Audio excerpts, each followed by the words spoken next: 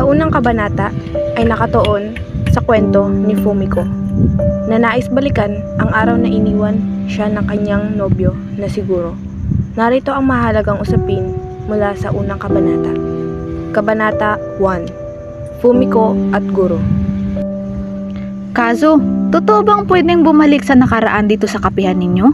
Kailangan ko talagang makausap si Guro bago siya umalis patungong Amerika. Oo, Fumiko. Posible iyon. Pero may mga patakaran tayong kailangan sundin. Hindi mo mababago ang kasalukuyan at kailangan mo bumalik bago lumamig ang kape. Naiintindihan ko, handa akong sundin ang mga patakaran. Kailangan ko lang malaman kung bakit niya ako iniwan. Sige, umupo ka sa espesyal na upuan na iyon. Tandaan mo, kailangan mo bumalik bago lumamig ang kape. Guro, bakit bigla ka na lang umalis? Ano bang nagawa ko para lumayo ka sa akin? Fumiko, hindi ikaw ang problema. May pagkakataong sa Amerika na hindi ko pwedeng palampasin. Ito ay para sa aking karera. Pero hindi mo man lang ako naisip. Mahal kita, Guro. Hindi ko alam kung paano magkapatuloy nang wala ka. Mahal din kita, Fumiko, pero kailangan ko itong gawin para sa pangarap ko. Sana maintindihan mo na hindi kita iniwan dahil hindi kita mahal, kundi dahil may kailangan akong patunayan sa sarili ko. Ngayon, mas naiintindihan ko na. Mahirap man pero kailangan kong tanggapin.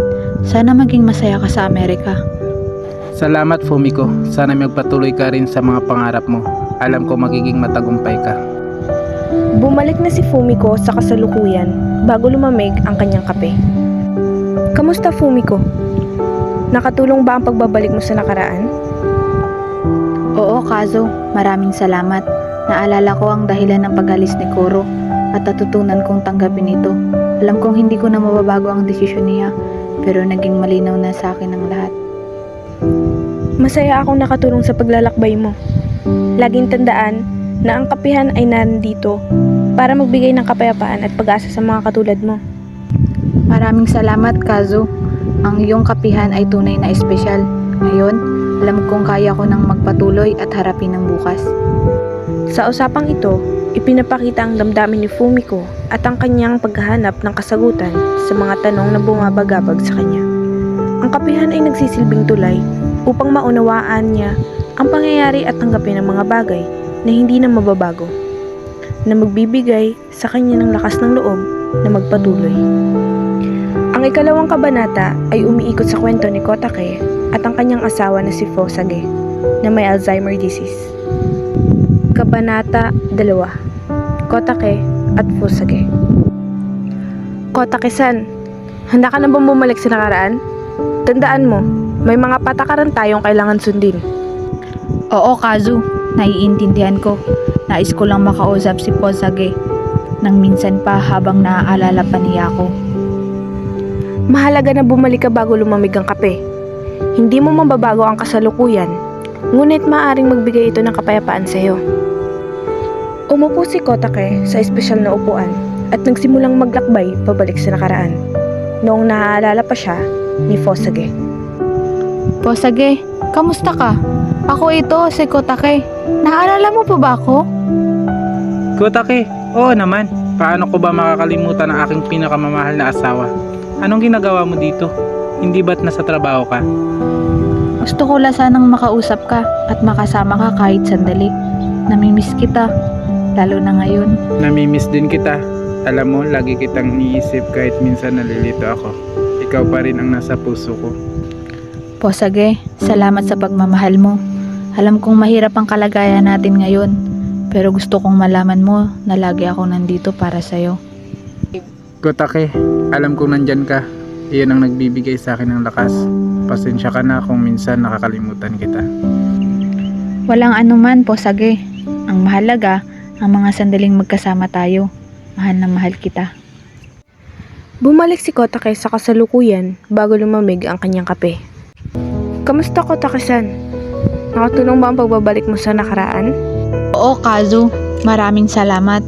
Ang mga sandaling iyon ay napakahalaga para sa akin. Alam kong hindi ko na mababago ang kalagayan ni Fosage. Pero ang muling makausap siya ay nagbigay sa akin ng kaliwanagan at kapanatagan. Masaya akong nakatulong sa iyo. Laging tandaan, ng ating kapihan ay nandito para sa mga tulad mo na nangangailangan ng paghilom at pag-asa. Maraming salamat, Kazu. Ang kapihan ninyo ay tunay na kakaiba at mahalaga para sa mga tulad naming may pinagdadaanan. Walang anuman, Kotakisan. Lagi kang malugod na tinatanggap dito sa aming kapihan. Hangad namin ang iyong kaligayahan at kapayapaan. Ang pag-uusap na ito ay nagpapakita ng lalim ng pagmamahal at sakripisyo sa pagitan ng mag-asawa. Sa kabila ng sakit at hamon na dala ng Alzheimer disease, ang kanilang pagmamahalan ay nanatiling matatag at nagbibigay ng inspirasyon. Ang ikatlong kabanata ay umiikot sa kwento ni Hirai, isang babaeng tumatakbo mula sa kanyang responsibilidad bilang tagapagmana ng kanilang pamilyang negosyo. Hirai, sigurado ka bang gusto mong bumalik sa nakaraan para makausap si Kumi? Alam mong hindi mo mababago ang kasalukuyan. Oo, Kazu. Gusto ko lang makausap ang kapatid ko at humingi ng tawad. Hindi ko natupad ang pangarap niya at iniwan ko ang aking responsibilidad. Naiintindihan ko. Tandaan, kailangan bumalik bago lumamig ang kape. Huminga ng malalim si Hirai at umupo sa espesyal na upuan. Bumalik siya sa nakaraan, sa araw bago mamatay si Kumi.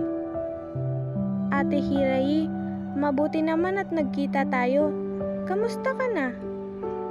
Kumi, patawarin mo ko. Alam kong marami akong pagkukulang sa'yo at sa ating pamilya. Natatakot akong harapin ang aking responsibilidad. Ate, naiintindihan ko. Alam kong mahirap ang iniwang responsibilidad sa'yo. Pero, sana'y maisip mo ang negosyo ng pamilya ay mahalaga sa atin. Oo, Komi. Ngayon ko lang napagtanto gaano kahalaga ang ating pamilya at negosyo.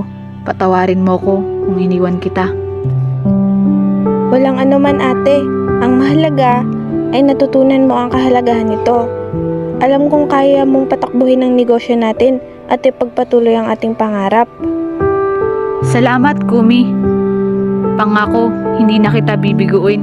Ipagpapatuloy ko ang ating negosyo bilang paggalang sa iyo at sa ating pamilya. Bumalik na si Hirai sa kasalukuyan bago lumamig ang kanyang kape. Kamusta, Hirai? Nakakuha ka ba ng kapayapaan mula sa pagbalik sa nakaraan? Oo, Kazu. Maraming salamat. Ang muling makausap si Kumi ay nagbigay sa akin ng lakas ng loob at bagong pag-asa. Naiintindihan ko na ngayon ang aking responsibilidad at ang kahalagahan ng pamilya. Masaya akong nakatulong sa paglalakbay mo. Ang aming kapihan ay nandito para magbigay ng pagkakataon sa mga tao na maunawaan at matanggap ang kanilang nakaraan.